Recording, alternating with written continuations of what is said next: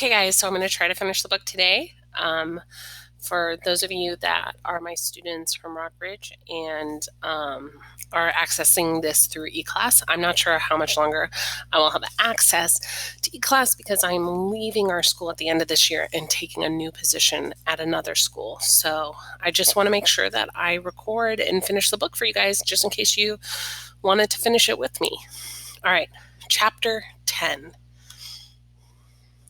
You can't always believe everything you see, like this scoreboard, for instance. Home of the Cavaliers, Jefferson 29, visitors 43. You're probably thinking, wow, Public School 38 did it. They beat Jefferson 43-29. Wrong. See, the scoreboard has room for only 2-digit numbers. We scored 43, all right, but Jefferson didn't score 29. They scored 129 points. What a loss. All I could do was sit there and watch it. I felt like running onto the court and clubbing someone over the head with my cast, but I stopped myself. I didn't want to re-break my wrist. Chad was on the bench beside me taking pictures for the yearbook. Great. We can stick these on the page called Most Humiliating Moments. Oh. Instead of Bobcats, they wrote Sobcat. Ugh. Oh no. Poor Coach. He's usually Peter positive, but he looked like he just lost A, his dog, B, his best friend, and C, a basketball game by 86 points. Maybe we can learn something from this experience, Bobcats. Something like, oh, forget it. Nobody says much as we slog home after the game, except Francis. Every time we lose to Jefferson, he has to analyze exactly what went wrong. Offense, defense, rebounding, he said. They beat us in every part of the game. Not every part. We clearly won in the Battle of the Mascots. But they didn't have a mascot, Chad says. Exactly. So I won. That's ridiculous, Francis said. There was no Battle of the Mascots. You just made up a competition. Made up a... Guys, let's do it. Do what? Everyone asked. Make up our own competition. Oh, and then beat Jefferson at it. Right, they've spanked us at all the official activities, so let's try an unofficial one. Francis is skeptical. Like what? He says. Leave that to me, I tell him. I'll give it the great brain treatment. Have you ever read the Great Brain books? They're awesome. The main character, Tom, is a genius like me, and whenever he has a problem that needs solving, he thinks about it right before he goes to bed. Then his great brain comes up with a perfect solution while he sleeps. When he wakes up in the morning, he's got an answer. That means if my great brain does its job in only a few hours, I'll know exactly how to beat Jefferson. Shoo. Except it doesn't work. When I open my eyes at 8 a.m., bring! All I can remember is that I was having a dream about Mrs. Godfrey drowning in an ocean of cheese doodles. But no great ideas, no perfect solutions. I guess my brain took the night off. And the morning, too. The hours roll by and I'm still stumped. I haven't felt this clueless since the last science test. Who cares about the digestive system of a fruit fly? Anyway, I need help. And I know just who to ask. Someone with the experience. Someone who knows what he's talking about. Think, think, think. Hey, Dad? I'm going over to Mr. Rosa's. Okay. I thought it was going to be his dad, but it's Mr. Rosa. Mr. Rosa will understand. After all, he's been teaching at Public School 38 since before I was born. He's probably sick of losing to Jefferson, too. Well, hi, Nate. What can I do for you? Cut right to the chase.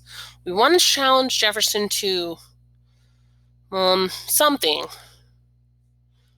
He says. What kind of something? That's what we can't figure out. I admit, some kind of competition, but they're so good at everything.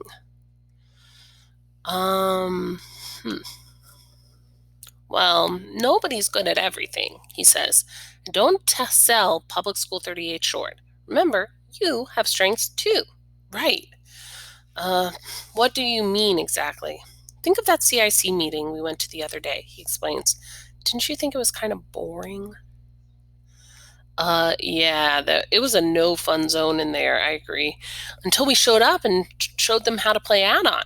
Right, but by the way, who taught you that game? Nobody did. Teddy and I invented it one day in science, after we'd finished our lab report, of course. Mr. Rosa smiles. I see. Very creative, he says. He pulls 2 booklets out of a drawer and lays them on the table. You might recognize one of these, he tells me. Hey, it's a comic book I made up. Nate's Comics Crack Up. It sure is, and the other is a collection of drawings by the Jefferson CIC. Take a look. Wow. I get that familiar queasy feeling in my stomach as I flip through the booklet. They can really draw, is all I say. Oh, yes, they're very good, Mr. Rose agrees. But what I really like are the great stories. Huh? There are no stories in here, I say, scanning the booklet again. Just drawings. Right.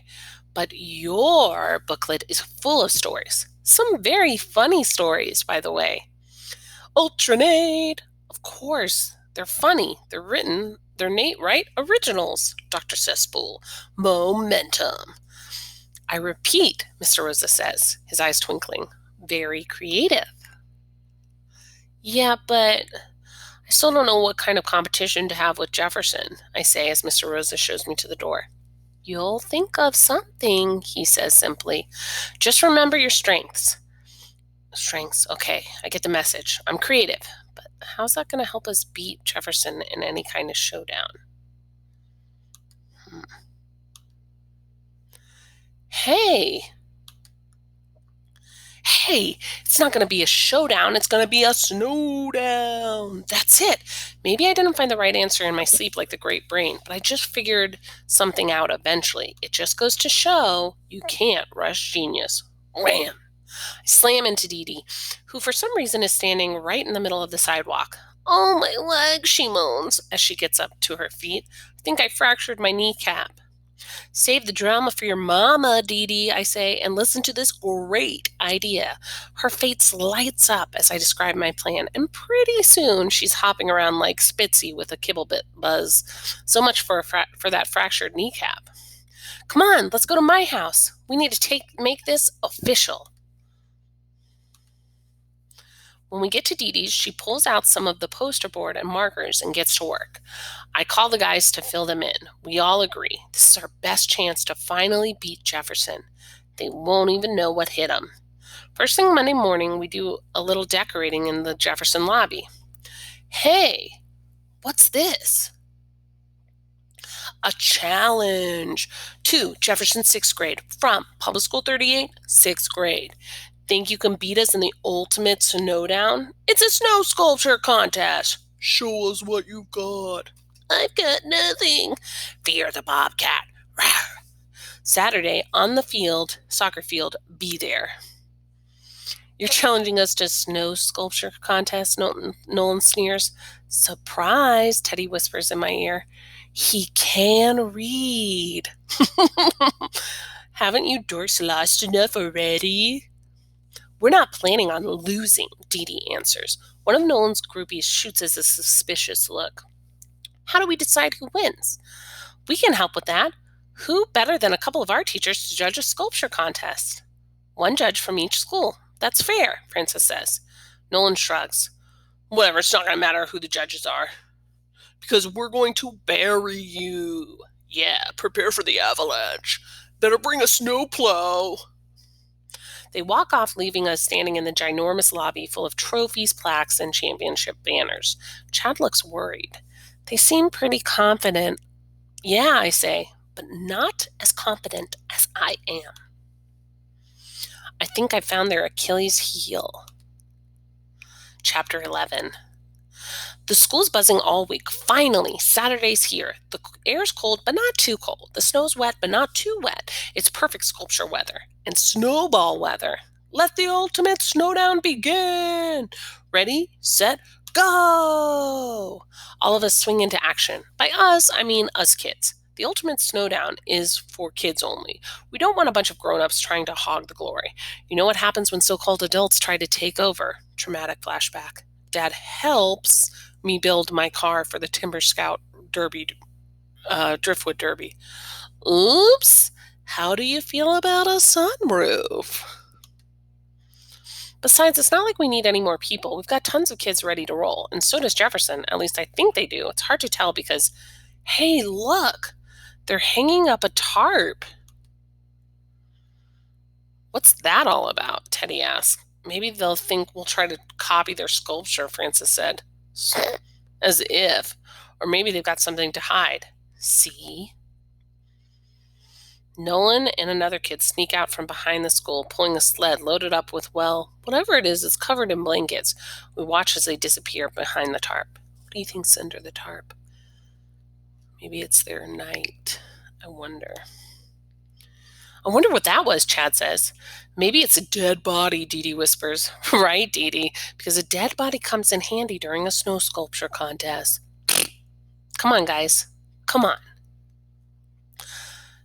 If we stand around yakking about what Jefferson's doing, we'll never finish our sculpture, Francis said. Reality check, we've only got 6 hours, and if we want to create a masterpiece by 3 p.m. this afternoon, we need to make every second count. So we do. Once we stop worrying about that giant tarp, we start humming along like a well-oiled machine. Some kids toss snow on a pile, others pack it down, and those of us with actual artistic talent do the rest. Our sculpture starts to take shape. And I'm not just saying this because it was my idea. It looks awesome. I think it'll be good enough if my theory about Jefferson's weak spot is right. But we're not going to find out for sure until... Why isn't it? Ooh. It's 3 o'clock. Time for judging. Let's start with Jefferson's entry, Mr. Rosa said. Cavaliers, unveil your sculpture. A couple of kids from CIC start to lower the tarp. I hold my breath. This is it, almighty Jefferson's moment of truth. It's a Jefferson Cavalier! Yay! Oh, they just put the snow on top of it. That's not really... The cheers from Jefferson almost blow my ears off. Our side looks stunned. There's no doubt it's a pretty amazing sculpture. It's so incredibly lifelike. It's just like the Cavalier in the lobby. We're doomed, doomed, doomed! But I'm not looking at the Cavalier. I'm looking at Mr. Rosa and Mrs. Everett. And you know what? I think they see what I see. The two of them inspect the sculpture from every angle. They put their heads together, talking in whispers, and finally, wipe, wipe, clang, clang. There's a real suit of armor under here, Mr. Rosa says. It gets deadly quiet. I sneak a peek at Nolan. He looks nervous. That explains the impressive degree of realism, Miss Everett says. She turns to Nolan. Did you use the old suit of armor from the storage room?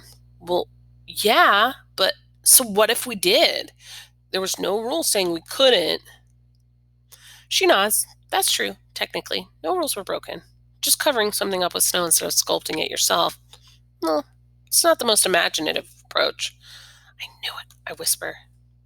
Chad looks puzzled. You knew they were going to swipe that suit of armor? I shake my head. No, I knew that they weren't as creative as we are. That's their Achilles heel. Shall we look at Public School 38's creation? We wade through the snow towards our sculpture. Mr. Rosa taps me on the shoulder. Nate, tell us about Public School 38's entry. Sure, I answer. It's called The Achilles Gets the Point. Because there's an arrow stuck in his heel. What a dynamic pose, Miss Everett exclaims. I love the expression on his face. How did you make the arrow? Glancing at the Jefferson kids. Did you pack snow around a real arrow? No, it's an icicle. We pulled it off the roof of my garage. Miss Everett studies the blotch of red on Achilles' heel. This isn't actual blood, is it, I hope? It's nail polish. I was trying to punch up the drama. Well, you succeeded. Miss Everett laughs. Then she nods at Mr. Rosa. He nods back. Here it comes. The judges are in agreement. The winner of the ultimate snowdown are the Public School 38 Bobcats. We explode. Everyone goes crazy. I mean crazy. Teddy's throwing handfuls of snow. Chad's doing snow angels. And Dee Dee's hugging anything that moves. Me? I just keep pinching myself. We did it. We finally beat Jefferson. Miss Everett finds me in the crowd. Nate, congratulations. You and your classmates did a wonderful job. Thanks, I say, ducking out of the way of a bear hug from Dee Dee. I'm curious, though. Why did you choose Achilles as a subject? We just think it's a good story, I tell her. Achilles thought he was indestructible, but the truth is, anybody can be beaten. Chapter 12. Public School 38 finally reopened on Monday. I never thought I'd say this, but I actually miss the stump. Me too. Who wants to play the scribble game? Doodlers, I've got big news. Nate and Dee Dee, you won third prize in the Story Spinners kids writing competition. Third prize? That's good. Very good. The only kids to finish ahead of you were high schoolers. Really? That means we beat Jefferson again, I cried. Yes, Mr. Rosa said with a smile. You've got a winning streak going. Here, they printed the top 5 entries in the new issues. They did? I'm famous. We're famous. Dr. Cesspool, starring in From the Gut by Nate Wright. Okay, so I was getting our secret code ready so we could figure out what it says. So 2 dots on the bottom, that's, here's it, okay, M. I'm going to pause it and you can pause too, and then that way you can figure out the secret code. Okay, so hit pause now. When I pause it, the code will go away, so pause. Okay, did you get it? It was Master Cartoonist. That's our secret. One day at the hospital, it's not fair. What's wrong, doctor?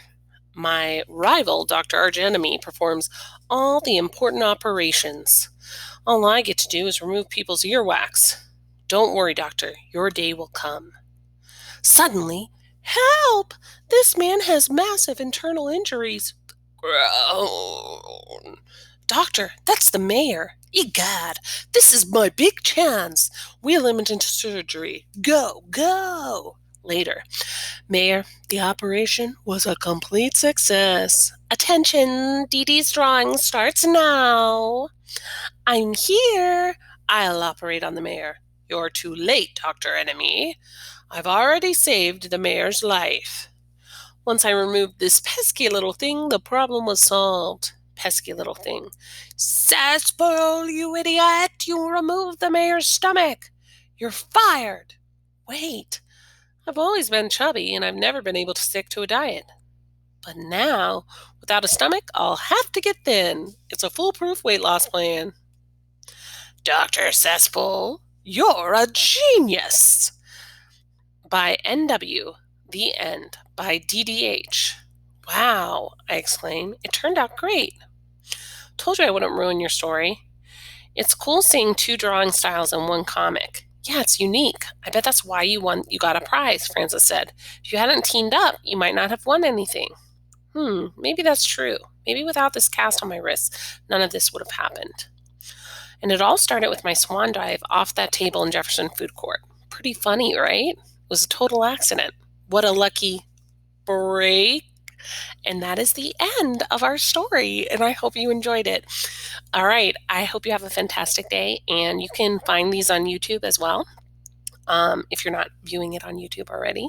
And then that way, even if you don't see it on our eClass page, you can still catch up. I hope you have a great day and enjoy the rest of your summer. Happy end of the year. Love you guys so much.